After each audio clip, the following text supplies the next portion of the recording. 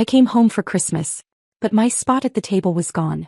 We're doing immediate family only, Mom said while setting a plate for my sister's fiancé. I left and quietly ended the rent transfers and loan payments.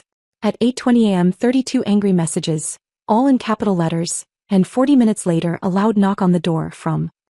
This was the saddest Christmas of my life. Not because something tragic happened. Not because I was stranded or sick or heartbroken. But because I drove 20 minutes through the snow back to the house I grew up in thinking I still had a place at the table, and I didn't. We all live in Buffalo. Snow is just a part of life here. You don't cancel plans over it. You bundle up, scrape the ice off your windshield, and you go. I grew up learning how to brake before turns and how to steer into a skid before I even had my permit. So when I loaded up my car with gifts, wine, and a pie early on Christmas Eve, I wasn't worried about the snow. I was worried about how things had felt lately. Tense. Distant. Not overtly hostile, just off. So it was Christmas. You don't skip Christmas. And I'd tried. I really had. I helped Rachel cover her car loan earlier that year when her hours got cut. Sent grocery cards to my parents when their utility bills got out of control. I even helped pay off some back rent on their lake house just to keep things afloat. Nobody ever said thank you, but I didn't expect it. That's not why I did it. I pulled into the driveway around 4. Everything looked normal. Lights glowing from the front window, wreath on the door, the smell of cinnamon and cloves drifting out when I stepped inside. I brought in 2 large bags of presents and a pie I'd stayed up late baking the night before. The living room was warm, filled with voices and music. Rachel waved at me. Brett gave me a casual nod. I asked Mom if she wanted help setting the table. She barely glanced up. We're doing immediate family only this year. She said it like she was mentioning the weather. No explanation. No apology. I stood there for a second thinking maybe she'd made a mistake. But then she turned and placed a plate at the end of the table. For Brett. Rachel's fiancé. Her fiancé of 8 months who doesn't even live in Buffalo. The one who called us a low-key family, and once told me I seemed like I work too much. I looked at the table. 6 settings. Mom, Dad, Rachel, Brett, my uncle and his girlfriend. That was it. No extra plate. No folding chair in the corner. No space for me. Rachel stepped over and said it wasn't her decision. That she didn't know they were doing things that way. Then she said we could do our own Christmas tomorrow, just the 2 of us. But she didn't look like she meant it. I didn't argue. I didn't cry or demand answers. I just picked up the bags I brought in, turned around and walked out. They let me. I sat in my car for a while down the street watching the lights through the falling snow. I'd spent half my paycheck this month on those gifts. I bought my dad a new drill he'd been eyeing for months. Got Mom a new purse to replace the one with the broken zipper. I even asked Rachel for Brett's favorite authors just to make sure I picked a book he'd like. I drove home, parked outside my apartment and sat in silence for a long time. I couldn't figure out what hurt more, that they didn't want me there, or that they didn't think I'd mind. Around midnight I opened my laptop and started canceling everything. The $600 monthly rent help I was sending my parents. Gone. Rachel's car loan payments I'd been quietly covering since July. Over. The Amazon Prime account they all shared under my name. Cancelled. My name was the one on the Netflix account too. That went next. No warning. No message. I just flipped the switch and went to bed. The next morning at exactly 8:20 a.m. my phone buzzed. 32 messages. All in capital letters. All from my mom and Rachel. And 40 minutes later there was a loud, steady knock on my front door. I didn't answer it. I just sat there drinking coffee and listening. Because I knew this wasn't over, not by a long shot. The knocking didn't stop. At first it was loud and frantic, then it turned to ringing, then back to pounding again. I let it happen. I wasn't ready to open the door and honestly I was curious how long they'd keep at it. My phone had already lit up with message after message, most from my mom and Rachel. A few from my dad that looked like they were written under pressure, short clipped sentences that didn't sound like him. I didn't open any of them. But I read the previews as they flashed across the screen. Finito. This is childish. Why are you acting like this? Are you seriously doing this over one dinner? You're being cruel. Stop being cheap. Rachel needs your help. We're family. It was like they were throwing everything they could think of at me, hoping one angle would work. Guilt, obligation, shame, emotional blackmail. Nothing new. When I finally opened the door they were both standing there. No coats. It was snowing lightly and they looked cold but neither seemed to care. My mom looked furious. Rachel looked exhausted, like she'd been up all night figuring out what to say. Mom spoke first, skipping right over any greeting. She asked what I had done. Why the money wasn't going through. Why her grocery card was suddenly declined. Why Rachel couldn't make her car payment. She said I was overreacting and blowing things out of proportion. I asked her what she thought I was reacting to. She said, "You weren't uninvited. It was just a smaller dinner." I reminded her that Brett, who they've known less than a year, had a plate. She didn't even try to deny it. She just crossed her arms and said, "Well, he's part of Rachel's future. We didn't think you'd make a big deal out of it." Then she said the part that stuck with me most. "It's your responsibility to support this family. You have no husband, no kids, and you make good money. Rachel's starting a life. She needs help more than you do." Rachel didn't jump in. She didn't deny it or apologize. She just stood there quietly. Like she agreed but didn't want to be the one to say it out loud. That's when I realized something. My place in this family had turned into a utility account.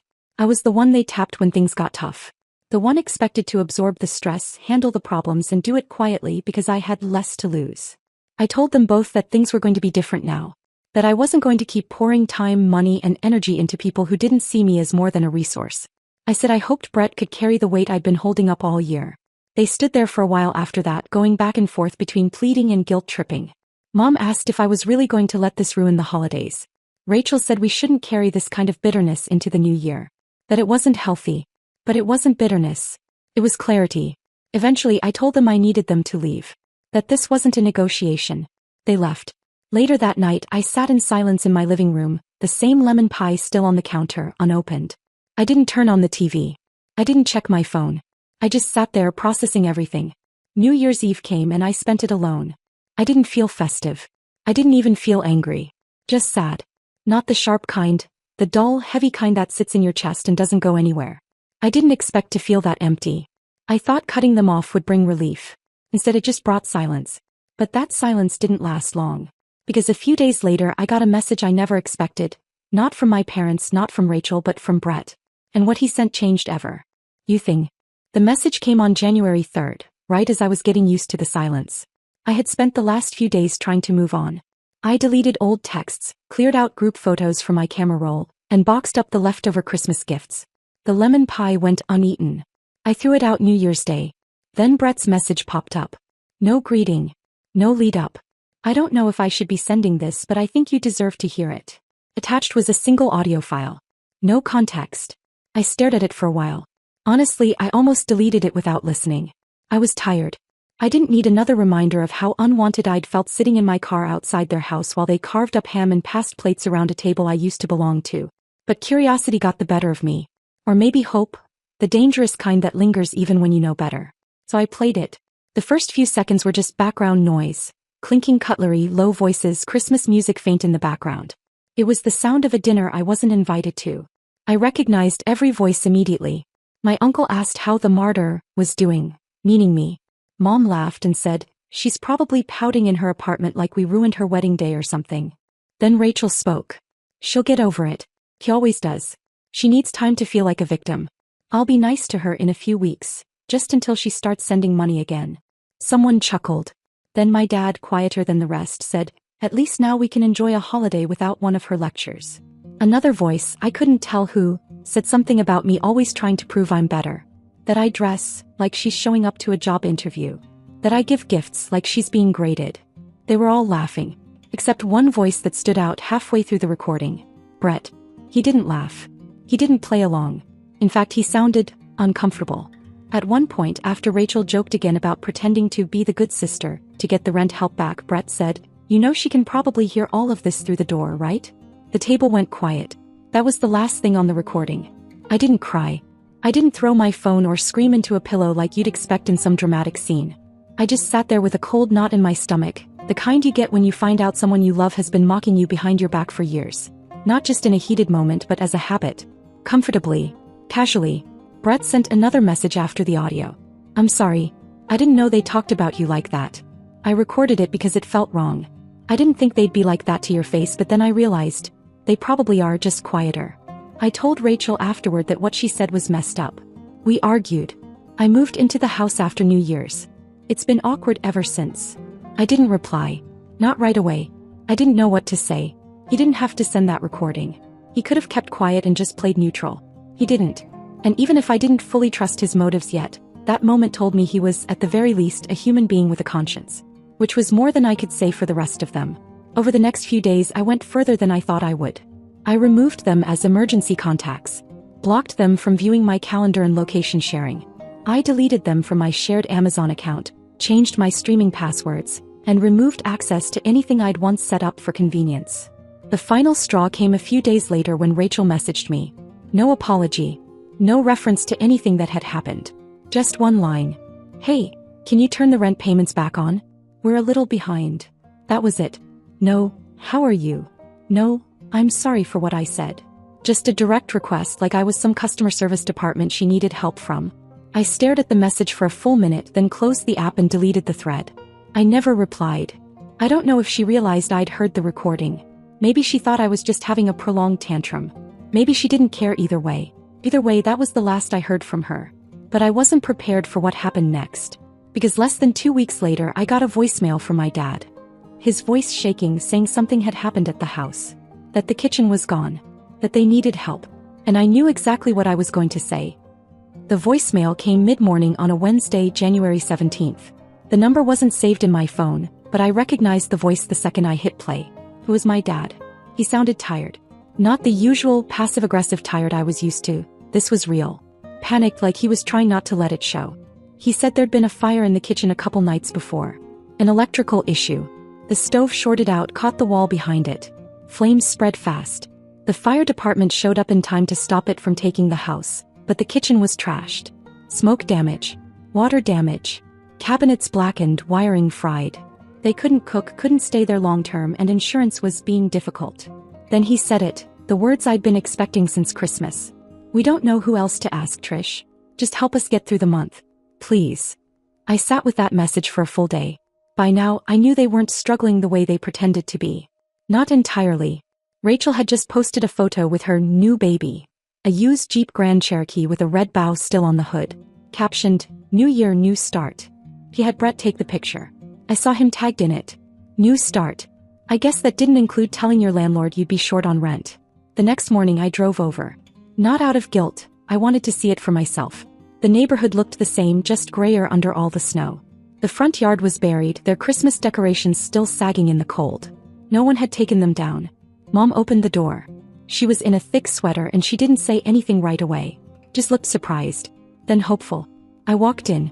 The kitchen was exactly how I imagined. Scorched wall, broken cabinets, the ceiling above it stained dark gray. You could still smell it. That acrid, wet, burned plastic smell that sinks into everything. Rachel was on the stairs, scrolling through her phone. She looked up when she saw me and gave a short, awkward smile. She was wearing one of my old hoodies. A gray one with paint stains on the sleeve from the time I helped repaint the back deck. I didn't say anything about it. Brett wasn't there. I didn't ask where he was. My mom started talking quickly, saying how everything went wrong so fast, how stressful it had been, how they were barely holding things together. She said they didn't want to come to me, but I was always the one who knew how to handle things. It was almost funny. After everything, they still thought flattery would work. I handed her a white envelope. She opened it while I stood there. Inside was a crisp $50 bill. Just one. She looked at it like it might be a mistake. Then she looked at me. I said, "You had no problem buying a car last week." Rachel stood up, suddenly defensive. She said the Jeep was used, that she needed it for work, that it was a good deal. My mom cut in, asking if I really thought $50 was going to help anyone right now. I said, "No, I just figured that's how much my spot at the table was worth." Then I walked out. They didn't follow me this time. I got back into my car, drove home through the same snow-covered streets I'd driven through on Christmas Eve. But this time there was no weight in my chest. No sting in my throat. I felt lighter.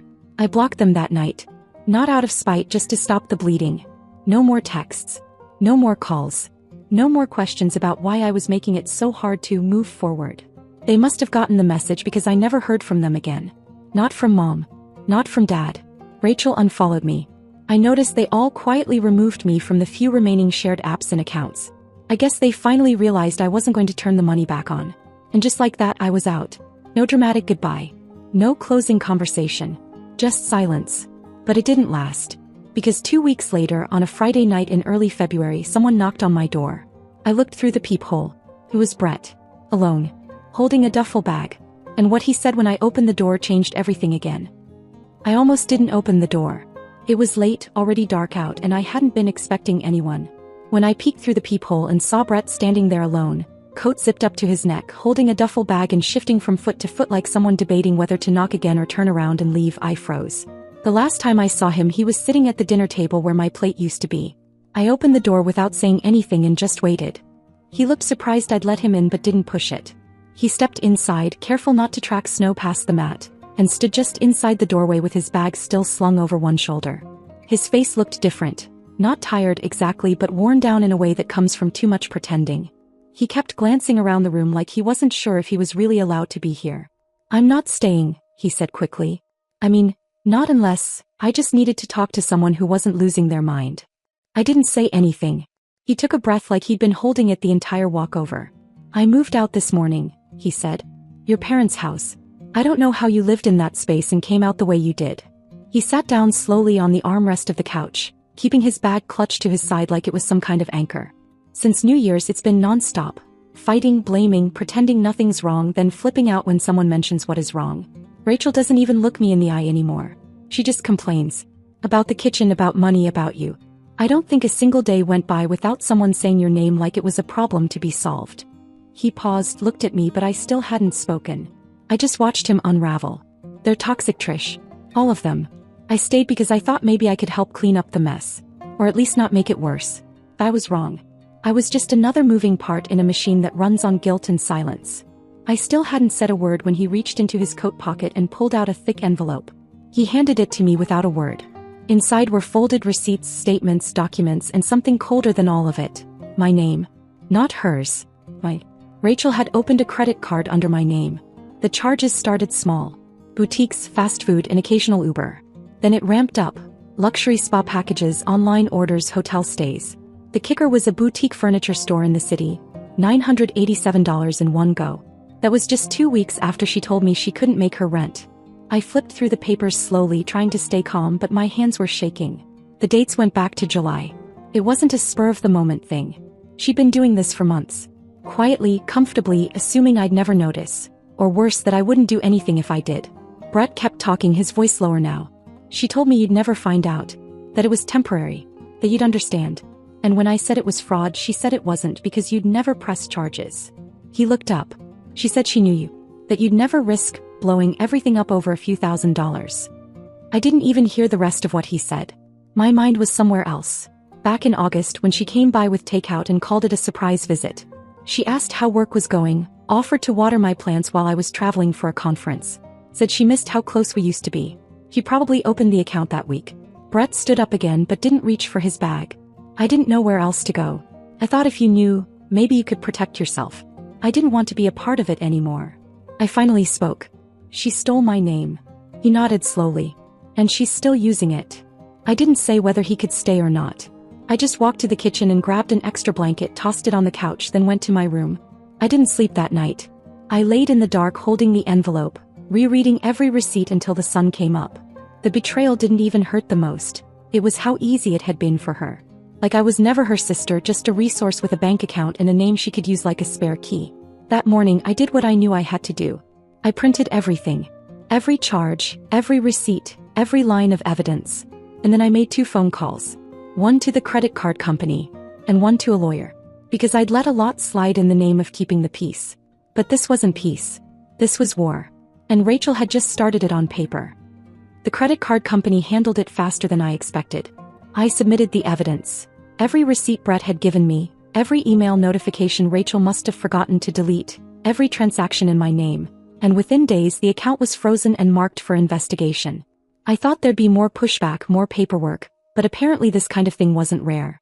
What was rare, according to the woman on the phone, was the thief being a sibling. She asked if I wanted to press charges. I didn't answer right away. I said I needed a few days. But I already knew the answer. I called a lawyer. A friend of a friend, calm, professional, didn't flinch when I told her it was my sister. He walked me through every step. Identity theft, financial fraud, restitution. The paperwork was long but simple. Everything I'd been avoiding doing for years, setting boundaries, protecting myself, was suddenly easy when it was in legal form. That weekend the fallout started. First came the unknown numbers. Texts, calls, Emails. Some pretending to be neutral, others clearly from Rachel using new numbers to get around my blocks.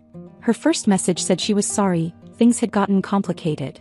Then she pivoted, said she'd planned to pay it all back, that she was just overwhelmed. That the fire changed everything, and she needed support more than ever. Support. Not forgiveness. Not accountability. Just more support. More money. Then she said I was taking this too far. That I was turning my back on family over a misunderstanding. A misunderstanding doesn't cost over $8,000. My mom was next. She left a long voicemail, emotional and all over the place. She started off trying to sound calm, then started raising her voice about halfway through. She said it was wrong of me to involve lawyers. That I was being vindictive and ungrateful. That Rachel had made a mistake, but I'd made it worse. Her voice cracked when she said, "We don't call the police on our own family." I listened to that line twice, because that was the real truth. It had nothing to do with what Rachel had done. It had everything to do with me stepping out of the role I was given. The fixer, the silent provider, the daughter who keeps giving no matter what. Once I stopped playing that part, I became the problem. So I stopped answering completely. No replies. No explanations. I let my lawyer handle the rest. A week later, Brett messaged me again. He'd moved into a small place across town. Just a short-term lease while he figured things out. His message was short. No pressure. He just said, "She told them I made you press charges. That I poisoned you against them." Of course she did. She needed someone to blame. And the one decent person in that house was the easiest target. I didn't respond right away. But eventually I told him thank you. For the recording. For the honesty. For being the only person who seemed to see me for more than what I could give. We talked a few times after that. Nothing serious. No promises. He gave me space and I appreciated that. It was the first time I felt like I was choosing who got access to me instead of just handing it out like a free sample. In early March, the credit card company sent the final letter. The account was closed. My name cleared. The charges erased. The next steps were up to the district attorney. I didn't follow up. I didn't need to know what happened next. It was over. And for the first time in years, really over. A few days later, my dad left a voicemail. No anger. No excuses. Just his voice, quieter than I'd ever heard it. "You were right," he said. "We treated you like a safety net. I don't blame you for anything. I just hope someday, you'll want to talk again." I saved that message. But I haven't replied. I'm not angry anymore. I'm not even hurt. I'm just done. Rachel still has her Jeep. My parents are still trying to rebuild their kitchen. Maybe someday they'll all patch things up between each other. Or maybe they'll find someone else to lean on. Either way, I won't be there. This started out as the saddest Christmas of my life. But it also became the moment I stopped shrinking myself to keep the peace.